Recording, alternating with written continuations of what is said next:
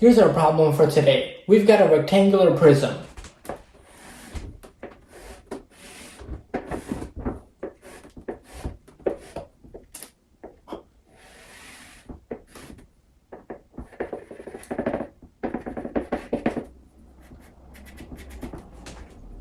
Here's what we know. The top and the bottom of the rectangular prism are squares. So we can label these sides A and label the top A and A.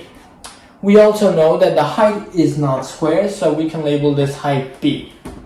So here's the couple of facts we happen to know. We know the volume of this rectangular prism is 576.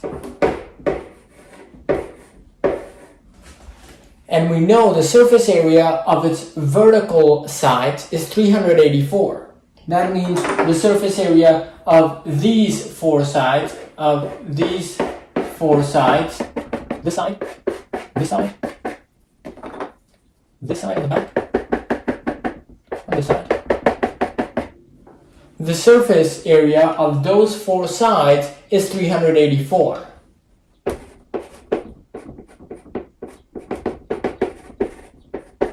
Question is, what is the sum of all the side lengths of the rectangular prism? So, what are the different side lengths? Well, 8 of the side lengths are A's and 4 of the side lengths are B's. So really we're asking what 8A plus 4B is equal to. Okay, so how are we going to find that out? First thing we have to do is rewrite the volume in terms of A and B. So, we know that the volume is just length times width times height. So we're going to write volume is equal to length times width times height. And so we know what the length is. The length is just A. The width is also A. And the height is B. And so my volume is just A squared B, which we can set equal to 576. On the other hand, we know another fact. The surface area of the vertical faces is 384.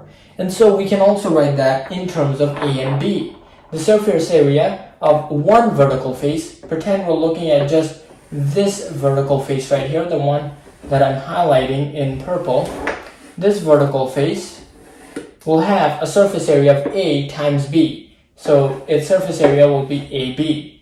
So we can write the surface area of those vertical faces as 4AB. And of course I'm going to set that equal to 384. And now I can go ahead and find out what my lengths are. First, let's find out what AB is. AB will just be 384 divided by 4. What is that? Well, that's going to be 96. So if AB is 96, I can just plug that in back here. So A squared B can be rewritten as AB is 576.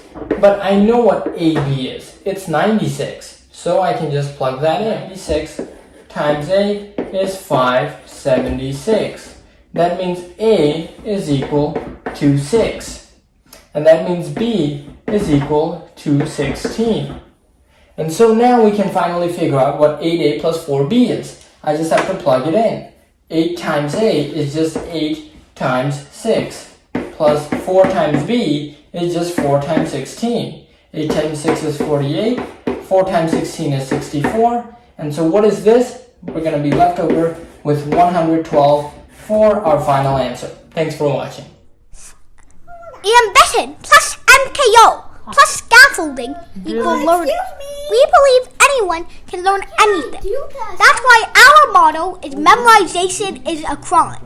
And that's why we partnered with Brilliant. Brilliant transforms math and science into hands-on activities so that you too can understand everything from first grade math to E equals MC squared. Barry Science Lab and Brilliant is your MKO and will give you the scaffolding to expand your ZPD until you become the next Sir Isaac Newton or Albert Einstein. Visit brilliant.org/Barry Science Lab today. And the first 50 of you to use that link will get a 20% discount on the Brilliant annual subscription.